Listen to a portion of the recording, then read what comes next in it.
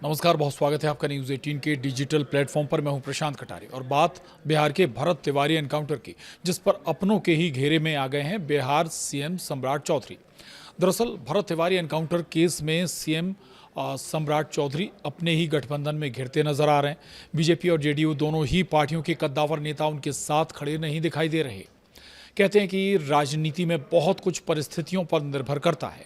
कल तक एनडीए के जो कद्दावर नेता बिहार में एनकाउंटर को सही बता रहे थे, सीएम सम्राट चौधरी की तारीफें कर रहे थे, अब वही नेता उनसे कन्नी काट रहे हैं।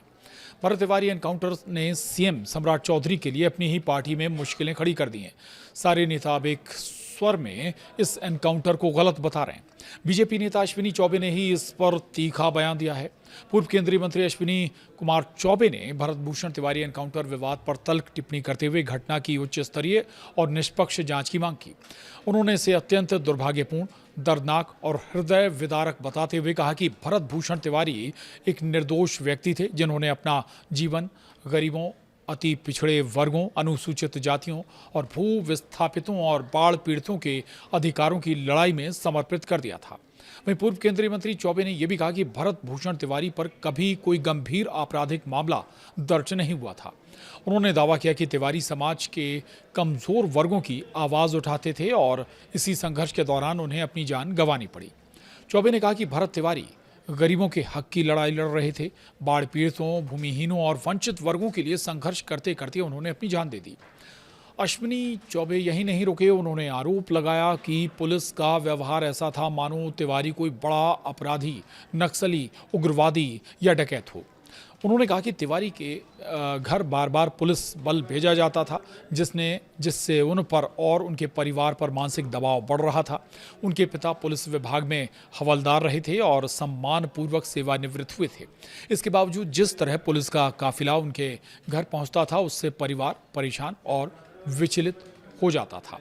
इधर जेडीयू नेता संजय झा ने भी भरत तिवारी एनकाउंटर पर सवाल उठाए थे। इससे पहले जेडीयू के कार्यकारी अध्यक्ष और राज्यसभा सांसद संजय झा ने भी भरत तिवारी एनकाउंटर पर सवाल उठाए थे। उन्होंने कहा था कि भरत तिवारी एनकाउंटर मामले में जो वीडियो सामने आया है, वो निश्चित रूप से संदेह पैदा करता है। राज्य सरकार ने त्वरित कार्रवाई करते हुए 4 पुलिसकर्मियों को निलंबित किया है, लेकिन वो काफी नहीं है। सीनियर पदाधिकारी द्वारा इस मामले की समयबद्ध जांच करवाकर दोषियों के खिलाफ कार्रवाई होनी चाहिए। सरकार जब ये कहती है कि कोई भी अपराधी बचेगा नहीं, तो ये सिर्फ अपराधियों के लिए नहीं होता। अगर पुलिसकर्मी भी कोई अपराध करता है तो वो भी बचना नहीं चाहिए, उसके खिलाफ भी कार्रवाई होनी चाहिए। इधर मंत्री अशोक चौधरी तो इसे सीधे हत्या बता रहे हैं। वहीं बिहार सरकार में मंत्री, आपको बता दें, बिहार सरकार में जेडीयू कोटे से मंत्री अशोक चौधरी ने इसे सीधे हत्या बताया था। उन्होंने कहा था कि पुलिस ने इस मामले में गलत किया है। पुलिस को विपरीत हालात को कंट्रोल करने की ट्रेनिंग दी जाती है। रंगदार और अपराधियों से पुलिस एनकाउंटर कर सकती है, लेकिन इसका मतलब ये नहीं कि जिसे दिल करे उसे ही गोली मार दी। ऐसे पुलिस वालों के खिलाफ तो हत्या का केस चलना चाहिए। इसके अलावा मंत्री विजय कुमार सिन्हा ने भी भरत तिवारी के एनकाउंटर पर सवाल उठाए थे। उधर जीतनराम मांझी सीएम के समर्थन में बोले तो मांझी की ही जमकर फजीहत शुरू हो गई।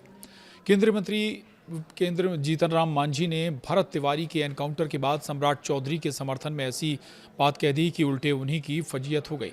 सोशल मीडिया पर एक्स पोस्ट के बाद जीतनराम मांझी को लोगों ने ट्रोल तक करना शुरू कर दिया। लिहाजा कई नेताओं ने तो इस पर बोलने से भी अब परहेज कर लिया है। तो सवाल है कि क्या भरत तिवारी एनकाउंटर ने सीएम सम्राट चौधरी के सामने बड़ी मुश्किलें पैदा कर दी है? वाकई सवाल यही कि क्या ये एनकाउंटर बतौर मुख्यमंत्री सम्राट चौधरी के करियर का सबसे बड़ा दाग साबित होने जा रहा है? वहीं दूसरा सवाल ये भी है कि अब तक एनकाउंटर की पैरोकारी करते आए सीएम सम्राट को भी ये समझ में आ गया है कि पुलिस को ज़रूरत से ज़्यादा छूट देना घातक साबित हुआ है। खैर, इन सवालों के जवाब सीएम से मिलना तो मुश्किल है, लेकिन इतना तय है कि भरत तिवारी एनकाउंटर के बाद विरोधी साथी भी उनके खिलाफ ही नजर आ रहे हैं। भले ही उनका नाम ना लिया जा रहा हो, लेकिन निशाने पर मुख्यमंत्री सम्राट चौधरी ही हैं। अब देखना होगा कि इस पूरे मामले पर सम्राट चौधरी कैसे निपटते हैं और क्या वाकई वो पुलिसकर्मी हैं, उनके खिलाफ कड़ा एक्शन हो पाता है जो इसके लिए आरोपी बताए जा रहे हैं।